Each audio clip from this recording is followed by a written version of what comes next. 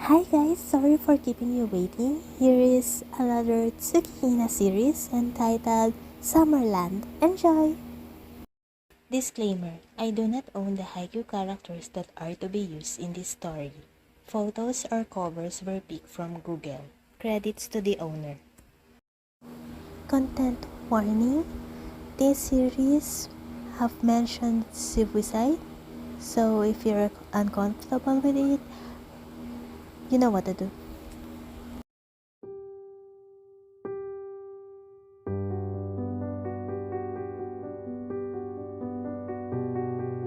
Mama, can you tell me a bedtime story? Kay enthusiastically said. Sure, what bedtime story do you want? I'm curious about this book I've read in the library. Are you familiar with the boundary of life and death? He asked. How did you know that? Is it supposed not to be in the kids section? His mother worriedly asked, and Kay answered, I got bored with the kids section, so I tried to look for other books. Well, I don't want to tell you that is a bedtime story, Kay. Please, Kay pleaded. His mom looked at him and gave in to his son's wants. Okay then, but don't tell your father, okay? Yes, legends say there was a place in between life and death. No one can tell the exact name of that place, but it was full of those extraordinary creatures like fairies, elves, shapeshifters, mermaids. Yes, those beautiful creatures were living in that place. It has a beautiful view, there is no pollution, full of flowers, and trees, and the bodies of water are so clear that you can see yourself. But the book says no one saw that place. Kay inquired. His mom nods. No one has a clear view of the said place because no one is allowed to step foot there. Some claim they'd caught sight of it but eventually changed their testimony. No one knows if the place existed. How can we step foot in that place? He asked. His mom frowned. His son, who is only 5 and turning 6 years old, supposedly does not know that story after all. Well, some legends say you can step foot in that place if the gods placed you there. Some say, every 500 years, a fortunate soul was able to be sent to that place. There were no facts about that place. Anyways, it's past your bedtime now, Kay. Good night, Mama. It took a minute for Kay to register he had woken up from his slumber. It was still strange to him to get the same dream from his childhood. He took his phone from the bedside table and answered the phone. Moshi, Tsuki, Yamaguchi greeted. He furrowed his face in the pillow. He's not up for his best friend's energetic personality this early in the morning. Unless it was a certain person who depicts the son he was talking to. What do you want? Well, you see, we want you to go with us this weekend, his friend hesitantly said. We, me, Tobio, Kenma, Kuru-san, the Bakutos. Just us, you know. While listening to Yamaguchi, he got out of bed. He took a glance at the calendar in his room to see the date. That's when he realized why his friends were asking him. Tsuki, I can't go. I have a prior commitment on that date, he declined. Who the fuck you're fooling around, Beanpole? Kageyama shouted on the end of the line and Tsukishima became silent. Tsuki, please, we haven't seen you since then. It's been a year. He ended the call. He knows it's rude, but I don't want to hear it. Just for today. He stared at his calendar looking at the certain date that was encircled with an orange marker. This coming weekend was the day when he last saw him. That was the day he saw the love of my life take his life into his own hands. He didn't see any signs. He didn't know that his boyfriend was suffering alone with his dark thoughts. It was one fine day. He was woken up by the smell of pancakes. He got out of bed and headed to the kitchen. He saw him enjoy cooking while humming to some tune. He came near him and hugged him as he furrowed his face to his neck, smelling his scent. Morning, Kay, Hinata said. Morning, Sho, what time did you wake up? It's quite early, Tsukishima said. 5 a.m., I guess. I'm just excited for our camping date today, he said as he placed the pancake on a plate and turned to face Tsukishima. Pancakes are ready, let's eat. Tsukishima took one of the plates and kissed Hinata. Okay. After they ate, they head to the camping site. Shoyo loves camping. Ever since the ginger got back from Brazil, he keeps telling Kei about going on a camping date. At first, he thought that his energetic boyfriend would ask for a trip down the beach. He didn't expect a camping trip. Shoyo was always the one who said everything. He didn't ask why the ginger liked to go camping. He just loved the sight of Shoyo being serious about the itinerary for their camping date. It's quite peaceful. The sound of birds, the rustling of leaves when the wind blew, the humidity. It was perfect. Kei didn't imagine seeing Shoyo in this place, but looking at his quiet boyfriend and enjoying the view just made him wonderstruck. After enjoying their camp date, they head back home, since both of them have an early practice the next day. "Oh, I forgot to buy some groceries," Hinata said. "Do we need to buy it?" TsukiHina asked. We need to. We will be getting busy this week," he said. TsukiHina nodded and said, "Okay. I'll drop you at our house, then I'll do the grocery. Take some rest while waiting for me." "Kei," Hinata whines. "I can do it on my own.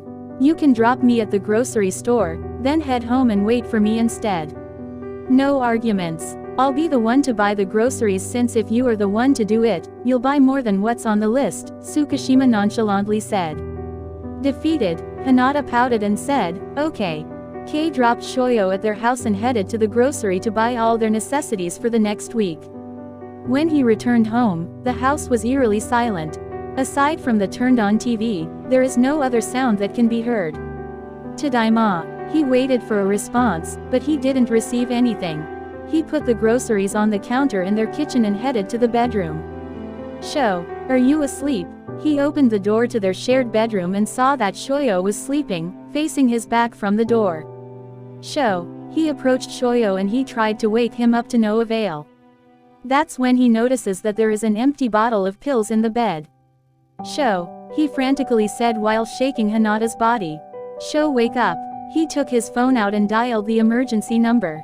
"Hello, what's your emergency?" The person on the other line answered. "Please send an ambulance. I think my partner overdosed himself," TsukiHina said. He said while slowly holding Shoyo's hands. It was getting a little bit colder, so he slowly checked his pulse, which had a slow thump. Tears start to flow in Kei's eyes. "Please send help. The help is on its way." Everything was fuzzy for Kei. 1 minute he's holding Shoyo's hand, which was getting colder, then he was already in the hospital waiting for the doctors to tell him some news. It was excruciating to wait alone in that waiting room. He was about to con Tadashi when the doctors came out of the room. As Kei stared at them, he disliked what they looked like. "Hinata, Shoyo." TsukiHina automatically stands up. "How was he?" "We tried everything we could. But the dosage he took was too high, which caused his organs to fail. We are sorry for your loss," the doctor said as they bowed down. Kei just stared blankly at the doctor. He was lying on the grass, watching the clouds. At his side is the tombstone of Shoyo with a sunflower crown. "How are you, my dear? I hope you're doing fine up there. Tadashi asked me to go out, but I can't." He rolled, facing the tomb. Imagine that Shoyo was in front of him, taking his nap. "I miss you so much, Sho. Why do you have to leave me alone here?" Tears start to fall from his eyes as he taps on the tomb.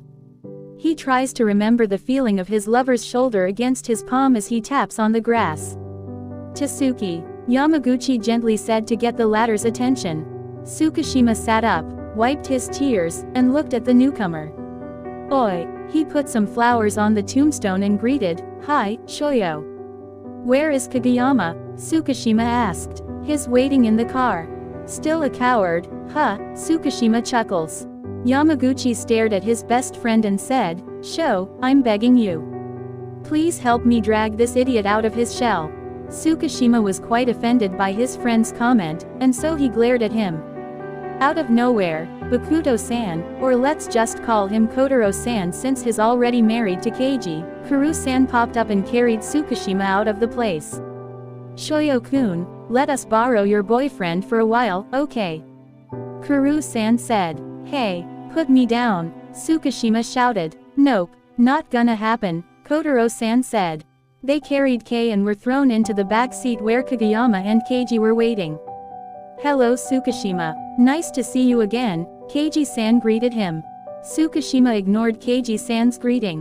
Where are you taking me? You didn't even say a proper hello to Shoyo. He said as he sat properly. You can hear in his tone that he's quite upset. Oh, we did. We came early here and waited for you, Kuru-san said. We already told Shoyo about the whole plan on how to abduct you, Kenma-san added. We are going for hiking, Kageyama said. Huh, the ride was quite long, heading to a familiar mountain for those beginners who want to try hiking. When they reached their destination, Kei was about to run away, but Kageyama and, unexpectedly, Kenma-san were able to stop and dragged him with them. Indeed, everything was planned. The shoes, the proper gear, and everything that was needed for everyone, including Kei, were packed. They also hired a professional hiker guide for this trip. Still, Kei was too grumpy about the whole ordeal, but since he couldn't do anything to escape since everyone was keeping an eye on him, he half-heartedly went with the group. With few instructions and reminders, they started the trail. With occasional conversations from Kotaro-san and Kuru-san to make the group interactive. But Kei still ignored them. He wished that the trail was already finished so he could go back to his apartment. When they're taking a break. Aren't we done with this trail? TsukiHina asked. Not yet, sir. We haven't reached the viewing deck, the guide answered. Can I go back now? TsukiHina angrily asked. No, you don't, Kageyama said, ready to grab TsukiHina in case he tried to run, but TsukiHina just glared at him. Tsuki, please, just these. Let yourself loose. You keep ignoring us. You didn't want to hang out with us since that day. Shoyo won't, Yamaguchi pleaded but was cut off by TsukiHina. Shut the fuck up, Yamaguchi. Everyone was taken aback by Kei's anger. He won't be able to do anything about it if I destroy myself. He is not here. He goddamn left me alone here. So don't you ever say that Shoyo won't be glad about the things I'm doing now because he is fucking not here. TsukiHina stormed out back to the trail they had been on. Everyone shouted at him, trying to stop him to no avail. He continues heading back with the previous trail they took, so absorbed with his thoughts that he doesn't notice a single rock that he misstepped, making him off-balanced. He rolled on the stiff part of the mountain. He felt his head hit something hard when he stopped rolling. Muffled shouts were heard but he wasn't barely registered the sound as he lost consciousness. I was woken up by a blinding light, and someone kept poking at my face. I shoved it out and said, "Stop it. Izumin, where are you?" I was baffled by the shout I heard. The voice was too familiar to me. I looked at my side to look who was poking at me and saw a squirrel. Izumin. The voice came near, and a blurred orange came into view. I immediately moved to a sitting position, which makes me too dizzy. Don't move too fast. I stared at the squirrel in front of me. You, talk. There you are. I was looking everywhere. I stared at the person approaching my place and saw him. Orange hair, petite, brown eyes. It's him, Shoyo. I was surprised when the person stared at me, which was also surprised seeing me. I frantically stood from my place, even my body felt sore, closed the distance between us, and hugged him. Tears start to flow in my eyes. I missed you so much, Shoyo. I missed you, I said as I hugged him tightly until someone pushed me away from Shoyo.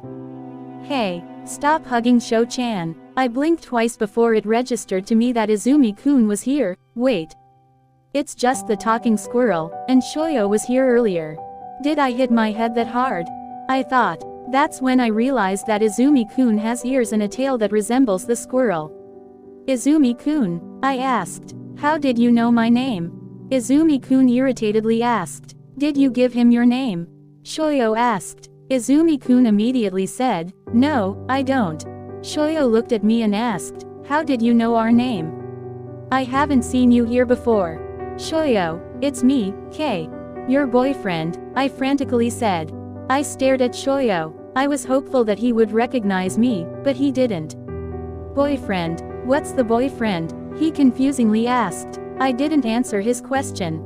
I was conflicted by his reaction. Is he not the Shoyo I know? I stared at him thoroughly, and then I noticed that he had pointed ears. You have pointed ears. He unconsciously held his ears and said, "Of course, I have pointed ears. I'm an elf." I was baffled by his response that I hadn't noticed that there was another person around Shoyo. "Shoyo, I think we need to bring him to Grandpa," Kenma-san said as he assessed me. He is a human," Kenma-san added. Shoyo and Izumi-kun were both surprised by Kenma-san's input. "Where in the world am I? K, is it correct? Your name is K?" Shoyo asked, which I nodded. "Let me guide you towards the village so Grandpa can check on you," he said. I nodded and followed the three out of the trail. When we were on a flat surface, I saw a full view of the place. "Wow," I said as I stared at the most beautiful place that I had ever seen. Shoyo smiled at me and said, "Welcome to Summerland." To be continued. If you like this video, consider subscribing by clicking the subscribe button. Bye!